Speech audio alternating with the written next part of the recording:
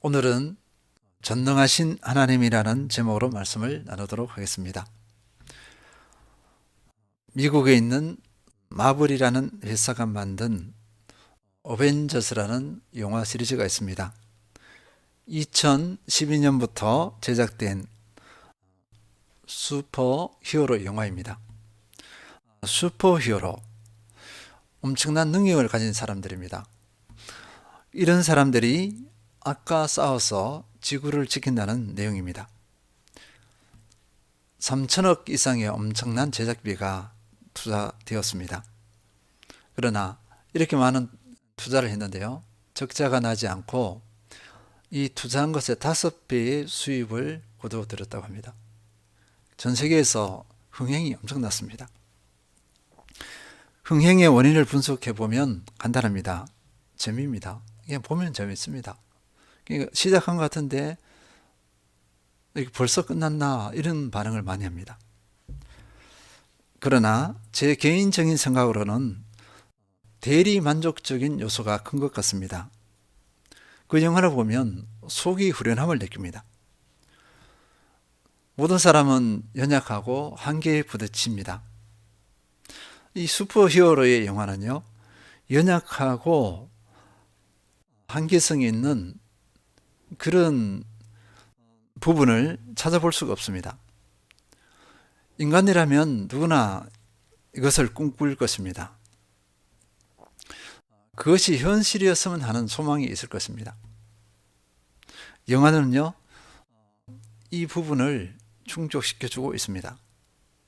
그러나 영화는 영화일 뿐입니다. 그런 영웅은 없습니다. 그런 사람은 없습니다. 우리는 영화를 보고서 순간 그 영화 속으로 들어갑니다. 그리고 잠시 자신을 잊습니다. 그러나 끝나면 우리는 다시 현실로 돌아옵니다. 이런 우리가 현상, 또 이런 상황 가운데 있을 때 우리 믿음의 사람에게는요, 영화에서 보여주는 영웅들과 비교가 되지 않는 진정한 영웅, 참 히어로가 있습니다. 바로 우리 하나님이십니다. 이 하나님을 우리는 아버지라고 부릅니다. 너무나 자연스럽게, 너무나 다정하게 부르는 하나님. 이 하나님께서는 사람이 가히 가늠할 수 없는 능력의 하나님이십니다. 사람의 능력, 우리 사람의 능력에 대해서는 우리 자신들이 너무나 잘 알고 있습니다. 능력이라는 단어를 쓰기가 참 부끄럽습니다.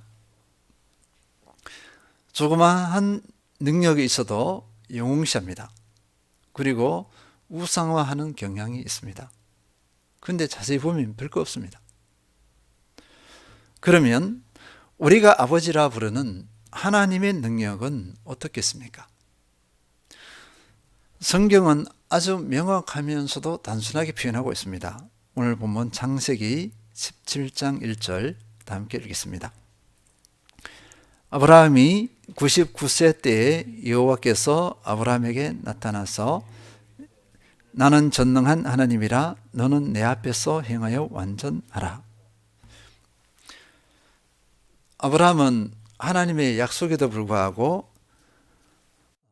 자신의 아내 사라를 통해서 자녀를 얻지 못했습니다. 아브라함이 이때 나이가 99세입니다. 사라는 90세, 모든 것을 포기한 상태입니다. 이런 아브라함에게 하나님께서 나타나셨습니다. 그리고 아브라함에게 단 한마디를 하셔요. 나는 전능한 하나님이다. 이렇게 자신의 존재를 아브라함에게 보이십니다. 참 신이신 하나님께서 그 연약한 사람에게 나는 전능의 하나님이다. 나는 능력이 있는 존재야. 이렇게 말씀하신 거죠. 그러면 좀 유치해 보인다 이렇게 볼 수 있어요. 우리 사람이 내가 능력이 있다 이렇게 표현하면요, 그 능력이 있어도 실제 들으면 되게 유치해 보입니다. 근데 하나님께서는 자신을 이렇게 드러내셨어요. 왜 드러내셨을까? 하나님께서는 드러냈어야만 했습니다. 왜냐하면 아브라함에게 믿음을 주기 위해서예요. 하나님의 계획이 있고 뜻이 있습니다. 그것을 이룰 능력이 있었어요. 그렇게 다 하나님 뜻과 계획 가운데 진행해 나가는데 아브라함은 모든 걸 포기해 버렸어요. 그러면 이상 들어가면 어떻게 되죠? 하나님의 계획을 누리지 못합니다. 아브라함이 믿음을 가져야 현실적으로 하나님의 약속을 누릴 수 있어요. 하나님께서는 믿음으로 반응할 때 그 능력 행하심을 보여주십니다. 이게 하나님의 일하심의 원리입니다. 하나님께서 아브라함에게 자신의 존재와 속성을 보여주신 그 전능의 하나님, 이게 전능입니다. 전능. 국어사전에는요, 어떤 일이든 못하는 것이 없이 모두 능함, 원하는 것은 무엇이든지 할 수 있는, 이렇게 설명하고 있습니다. 히브리어로는요, 엘샤다이. 이렇게 엘샤다이라는 찬양, 히브리어 찬양이 많아요. 그거 들으면 참 은혜가 되는데, 엘샤다이는요, 충분한 능력이 있는, 영어로는 almighty. 그러면 하나님의 전능의 능력이 어느 정도이겠느냐 한번 살펴보도록 하겠습니다. 하나님의 전능에 대해서 아는 것은 아주 작은 부분에 불과합니다. 하나님의 신비이기 때문에 그렇습니다. 우리가 안다 해도 아는 것은 얼마 되지 않아요. 우리가 명확하게 하나님의 능력을, 그 전능을 알 수 있는 것은 말씀에서 보여주신 것입니다. 창세기 1장 1절, 태초에 하나님이 천지를 창조하시니라. 하나님의 능력의 스케일입니다. 창조의 능력, 하나님의 창조의 세계, 우리 인생이 가늠할 수 없습니다. 사람이 연구한다고 해서 깨달을 수 있는 부분이 아닙니다. 믿음의 영역입니다. 천지 만물을 창조하셨다. 이것은 우리의 믿음의 시작입니다.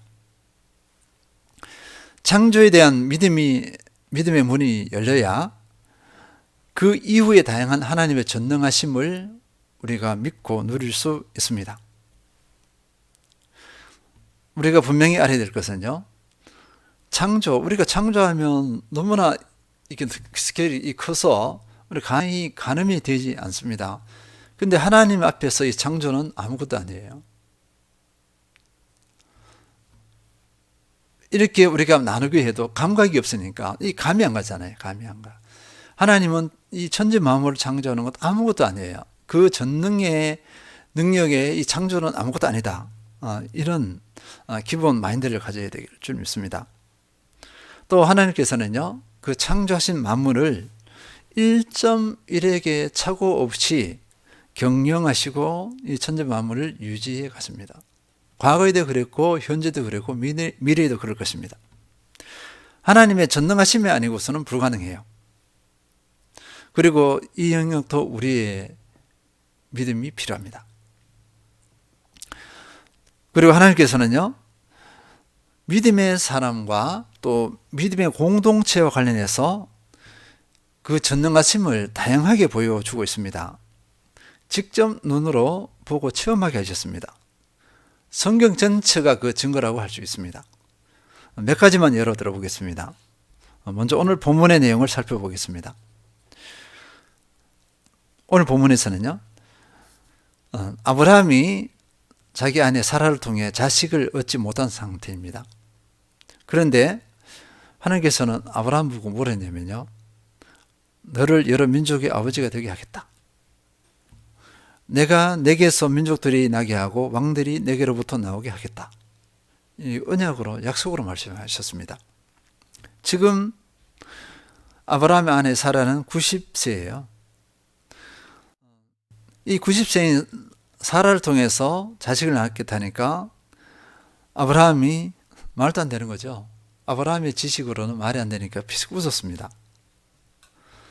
그러나 하나님께서는 이 태어날 아이의 이름까지 다 정해주셨어요. 그리고 그 모든 일들이 하나님께서 약속하신 데 다 이루어졌습니다. 그리고 아브라함의 이 후손들이 어떻게 됐습니까? 정말 약속의 자녀가 된 거예요. 이스라엘 민족, 이스라엘 나라가 된 것입니다. 전능하신 하나님께서는요, 자신의 약속, 언약을 한치 오차도 없이 다 실행할 수 있습니다. 그럴 능력이 있기 때문입니다. 우리 사람들은요, 수많은 약속을 합니다. 그러나 마음이 원이로되 그럴 능력이 없습니다. 그러나 하나님께서는요, 그 약속하신 것이 무엇이든지 다 실행할 수 있습니다. 다시 확인합니다. 전능하신 하나님이시기 때문입니다. 다음을 보면요, 그냥 물로 가득 차 있던 홍해 바다가 갈라졌습니다. 이집트 군대가 분노하여서 병거를 모두 동원하여 쫓아옵니다. 백성들은 원망하며 불평하죠. 그러나 모세는 백성들에게 단 몇 마디 말만 합니다. 출애굽기 14장 13절 14절, 모세가 백성에게 이르되 너희는 두려워하지 말고 가만히 서서 여호와께서 오늘 너희를 위하여 행하시는 구원을 보라. 너희가 오늘 본 애굽 사람을 영원히 다시 보지 아니하리라. 여호와께서 너희를 위하여 싸우시리니 너희는 가만히 있을지니라. 하나님께서는 모세에게 명령하십니다. 바다로 손을 내밀어라. 손을 내밀려고 했어요. 내미니까 물이 갈라지기 시작했죠. 밤새도록 동풍을 일으켰습니다. 하나님께서는 바다가 많은 땅이 되게 하셨어요. 그 모든 것을 누가 봤죠? 이스라엘 백성들이 다 봤습니다. 성경에 나오는 하나님의 전능의 많은 부분은요, 직접 그 믿음의 사람들을 볼 수 있도록 했어요. 불신자들도 볼 수 있도록 했습니다. 다니엘의 세 친구, 바벨론 왕이 만든 그 신상에 절하지 않았습니다. 왕이 세 사람을 불러 경고해요. 내가 만든 신상에 절하지 않으면 이 영광노에 너 세 사람을 던져 넣어버리겠다. 그러니까 다니엘의 세 친구들은 어떻게 했죠? 다니엘 3장 17, 18절, 우리가 자주 인용하는 구절인데, 왕이여 우리가 섬기는 하나님이 계시다면 우리를 맹렬히 타는 풍무불 가운데서 능히 건져내시겠고 왕의 손에서도 건져내시리이다. 그렇게 하지 아니하실지라도 왕이여 우리가 왕의 신들을 섬기지도 아니하고 왕이 세우신 금신상에게 절하지도 아니할 줄을 아옵소서. 이렇게 하니까 느부갓네살 왕이 분노해서 이 세 사람을 용광로에 던져버렸습니다. 그런데 이 세 사람 머리카락 하나 거슬리지 않았습니다. 분명히 순식간에 다서 제가 되어야 되는데 그러하지 않았습니다. 살아나왔습니다. 이 사건으로 교만한 느부갓네살 왕이 하나님을 인정했습니다. 믿음의 사람, 불신자들 다 경험했습니다. 눈으로 목도했습니다. 굶주려 있는 5,000명, 아니 10,000명 이상이 되었을 거예요. 빵 5개, 작은 물고기 2마리로 예수님께서는 이 많은 사람들에게 다 먹였습니다. 예수님께서 기도했습니다. 빵을 떼어줬어요. 그러니까 제자들은 나눠줬을 뿐입니다. 그런데 계속해서 그것은 눈으로 목도하는 사람들이 어떻게 했을까요? 지어낸 얘기가 아닙니다. 이 모든 것을 요약하면 이렇습니다. 예레미야 32장 17절, 주 여호와여 주께서 큰 능력과 표심팔로 천지를 지으셨사오니 주에게는 할 수 없는 일이 없으시니이다. 하나님께서 할 수 없는 일이 없으시니이다. 예레미야의 고백입니다. 예레미야 32장 27절, 하나님께서 직접 말씀하셨어요. 나는 여호와여 모든 육체의 하나님이라 내게 할 수 없는 일이 있겠느냐. 하나님은 이런 전능의 하나님이십니다. 하나님께서 성경을 통해서 말씀을 통해 보여주신 그 전능하심의 백미가 무엇일까 생각해 봅니다. 진수 중에 진수가 무엇일까 생각해 봅니다. 하나님의 속성을 충족시키시며 생명을 살리고 영생을 보장하신 것입니다. 우리 모든 사람은 아담의 원죄로 인해서 죄의 존재가 되었습니다. 사탄 마귀의 종 노릇하며 평생 죄 가운데 살다가 심판받아서 지옥에 떨어질 수밖에 없는 그런 존재입니다. 그런데 하나님께서는 우리를 사랑하셔서 생명의 길, 구원의 길을 열어놓으셨습니다. 그 방법은요, 사랑하는 아들 독생자를 죽게 하시고 부활하게 하신 것입니다. 사탄마귀, 하나님을 대적하는 사탄마귀가 상상할 수 없는 그런 방법이었습니다. 이것은요, 하나님의 전능하심의 깊이와 넓이를 보여주고 있습니다. 그리고 종말의 때에 맛볼 수 있는 새하늘과 새 땅입니다. 계시록 21장 1절, 또 내가 새하늘과 새 땅을 보니 처음 하늘과 처음 땅이 없어졌고 바다도 다시 있지 않더라.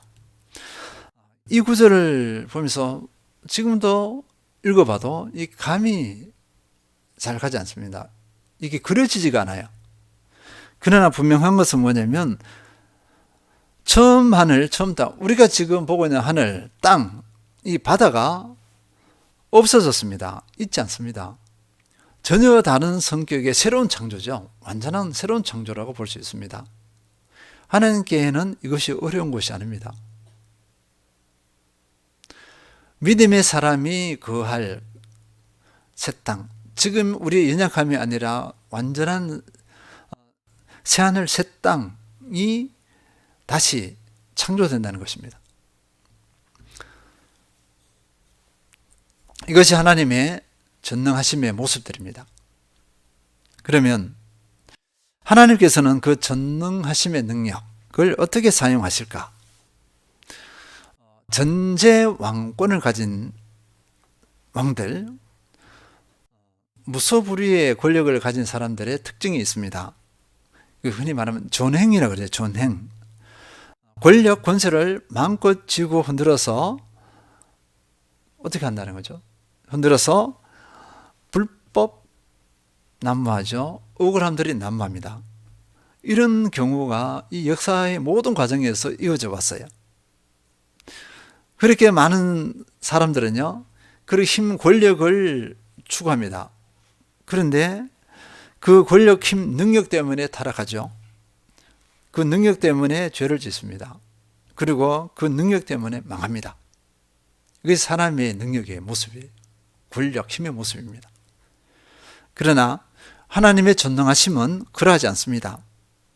하나님의 전능하심, 그 전능하심은요, 하나님께서 전능하시나 그 능력으로 인해 부작용이 일어나지 않습니다. 원칙과 질서가 있습니다. 역대상 16장 34절, 여호와께 감사하라. 그는 선하시며 그의 인자하심이 영원함이로다. 하나님은 선하신 하나님이세요. 그러니까 그 능력, 전능하심을 어떻게 할까요? 그 능력을 선하신 목적을 위해 사용하십니다. 함부로 사용하지 않으세요. 사사로이 사용하지 않으신다는 것입니다. 시편 89편 14절, 의와 공의가 주의 보좌에 기초라. 인자함과 진실함이 주 앞에 있나이다. 하나님의 그 능력 사용하시면요, 무엇에 기초를 두고 있느냐? 정의, 공의, 사랑, 진실함에 기초를 두고 있습니다. 그래서 하나님의 전능하심은요, 흠이 없습니다. 완전하십니다. 그리고 하나님께서 이 능력을 사용하시는 것, 전능하심을 사용하시는 것은요, 믿음의 사람들로, 그러니까 하나님의 사람들로 믿음을 주기 위해서 사용하십니다. 살리고 세우기 위해서 사용하신다는 것입니다. 성경에 나와 있는 모든 능력 행하심, 믿음을 주고 우리를 어떻게 하죠? 우리로 믿음을 주고 살리고 세우기 위해서 사용하셨습니다. 우리 믿음의 사람이 하나님과 동행하면서 경험하는 하나님의 모든 능력들, 바로 우리에게 믿음을 주고 우리로 살아나게 하시려는 그런 목적으로 사용하신 것입니다. 다음으로는요, 하나님의 전능의 능력을 어떻게 깨달을 수 있는가? 먼저 살펴볼 것은요, 하나님의 전능하심을 인정하는 사람들이 얼마나 되는가 이거예요. 전 세계의 개신교는 6%밖에 되지 않습니다. 우리 한국에 종교가 없는 사람이 52%라고 해요. 그러니까 종교 인구는 48%가 되는데 우리 개신교는 18%밖에 안 됩니다. 그러면 요즘 다시 확인해 보면요, 이거는 몇 년 되었으니까 실제로 개신교가 몇 프로 될까? 18% 되지 않습니다. 그러면 18%가 채 되지 않은 이 그리스도인들 중에서 하나님의 전능하심을 진정으로 믿고 인정하는 사람, 그 하나님의 전능하심을 누리고 있는 사람들이 얼마나 되겠는가? 물음표를 던져볼 필요가 있습니다. 의외로 그렇게 많지 않은 것 같습니다. 자, 창조주 하나님, 그러니까 하나님께서 창조주이심을 믿습니까? 질문하면요, 많은 분들이 즉답을 못합니다. 그리고 엉뚱한 이야기를 하는 사람들이 있어요. 뭐냐면 그것이 내 신앙과 무슨 상관이 있습니까? 이렇게 말하는 분들도 있어요. 종교입니다. 그분에게는 종교이죠. 그리고 이런 분들을 교회 안에 불신자 이렇게 표현합니다. 교회는 나오는데 아직 불신 가운데 있어. 이렇게 표현합니다. 하나님의 전능하심을 깨닫는 것, 믿는 것, 사람의 이성, 지식으로 되어지지 않습니다. 의지로도 되지 않습니다. 아무리 믿으려고 해도 되지 않습니다. 요한복음 14장 26절, 보혜사 곧 아버지께서 내 이름으로 보내실 성령, 그가 너희에게 모든 것을 가르치고 내가 너희에게 말한 모든 것을 생각나게 하리라. 성령의 가르치시고 깨닫게 하심으로 가능합니다. 성령께서는 하나님의 영으로 하나님이십니다. 이 성령님이 우리의 마음과 생각과 감정과 의지를 주장하실 때 깨달을 수 있습니다. 하나님의 전능하심을 믿을 수 있습니다. 반대로 성령의 은혜가 아니면 성경에서 보여주시는 하나님의 전능하심 깨달을 수 없습니다. 그리고 우리 삶에서 보여주시는 하나님의 전능하심을 깨달을 수 없습니다. 성경의 모든 말씀이 그저 문자일 수밖에 없습니다. 우리 삶에서 우리는 삶의 과정에서 하나님의 그 선하신 손길, 그 능력을 수없이 경험합니다. 그런데 이것이 믿음으로 다가오지 않으면 그냥 우연이에요, 우연. 그러나 성령께서 깨닫게 하시면 보입니다. 그리고 믿어집니다. 인생이 하나님의 전능하심을 깨닫는 것은 큰 복입니다. 하나님의 전능하심을 구체적으로 경험하고 체험할 수 있는 비결이 무엇일까? 당연히 성령님께서 깨닫게 해 주셔야 합니다. 그 다음으로는요, 깨닫게 해 주신 것을 어떻게 해야죠? 믿어야 합니다. 약속하시고 말씀하신 것을 믿어야 합니다. 그러면 경험할 수 있어요. 그리고 이게 믿음에 그쳐서는 안 됩니다. 마지막으로 순종으로 응답해야 합니다. 믿음의 결과는 순종이기 때문입니다. 믿음과 순종으로 응답할 때 하나님의 놀라우신 능력을 마음껏 경험할 수 있습니다. 성경에서 보여주시는 전능하심은요, 순종할 때 나타났습니다. 순종하기 전까지는 잠잠했습니다. 홍해가 갈라지는 것, 믿음으로 손을 뻗었어요. 그리고 발을 내딛었습니다. 그래서 그것을 누릴 수 있었어요. 여러 성이 무너지는 거, 믿음으로 순종하여 성을 돌고 함성을 질렀습니다. 그래서 그 무너지는 것을 경험할 수 있었습니다. 다니엘의 세 친구, 그 우상에게 절하는 걸 거부했어요. 그 용광로에 던져졌습니다. 그러니까 경험하는 거죠. 살아나오는 것을 경험하죠. 주님을 하나님을 경험하죠. 물이 포도주로 바뀌는 거, 순종하여 물을 떠다 줘야 됩니다. 5병이요, 5,000명이 먹었어요. 10,000명 이상이 먹었습니다. 그것을 예수님의 명령대로 나눠줘야죠. 결국은 모두 순종으로 가능했습니다. 그리고 이 모든 과정에는요, 기도가 꼭 필요합니다. 하나님께서는요, 그 전능하심을 나타내실 때 기도를 도구로 삼습니다. 마태복음 21장 22절, 너희가 기도할 때 무엇이든지 믿고 구하는 것은 다 받으리라 하시니라. 기도 가운데 이 믿음과 순종, 응답한다. 그러니까 기도와 믿음, 순종이 어우러질 때 우리의 삶의 여정 가운데서 수없이 하나님의 전능하심을 경험할 수 있습니다. 그리고 깨달을 수 있습니다. 그러면 또 다른 영역을 이제 보도록 하겠습니다. 적용 영역인데, 하나님의 전능하심을 아는 것이 내게 무슨 유익이 있는가? 하나님의 능력이 연약한 나에게 또 내 삶에 영향을 미치겠는가? 이것입니다. 하나님의 전능하심을 제대로 알고 믿을 때 하나님을 어떻게 하죠? 하나님으로 대할 수 있습니다. 하나님을 경외할 수 있어요. 그리고 하나님을 진정으로 신뢰할 수 있습니다. 신뢰를 넘어서 하나님을 진정으로 의지할 수 있습니다. 이 가운데서 당연히 순종할 힘을 얻을 수 있습니다. 그래서 하나님의 전능하심을 알아야 돼요. 그리고 믿어야 됩니다. 또 한 가지 우리가 확인할 수 있는 것은요, 내 삶의 약한 부분에 대해서 자유할 수 있습니다. 우리가 현실적으로 많은 그리스도인이 경험하는 것, 예배 자리에 나와서 가슴을 치는 부분이 뭐냐? 나의 연약함이죠. 내가 예수님을 믿습니다, 따릅니다 하는데 연약한 것이 왜 그렇게 많이 나타나는가요? 이것 때문에 낙담하고 절망하는 경우가 얼마나 많습니까? 가슴을 치는 경우가 너무나 많습니다. 이럴 때 사도 바울은 이렇게 고백했습니다. 고린도서 12장 9절, 나에게 이르시기를 내 은혜가 내게 족하도다. 이는 내 능력이 약한 데서 온전하여 짐이라 하신지라. 그러므로 도리어 크게 기뻐함으로 나의 여러 약한 것들에 대하여 자랑하리니 이는 그리스도의 능력이 내게 머물게 하려 함이라. 하나님의 전능하심을 알고 믿음으로 고백하면요, 약한 것들에 매이지 않습니다. 하나님의 전능하심, 그 능력이 내게 임합니다. 그래서 주눅 들거나 피곤하지 않습니다. 오히려 자랑합니다. 내가 연약할수록 하나님의 전능하심이 더 많이 나타나요.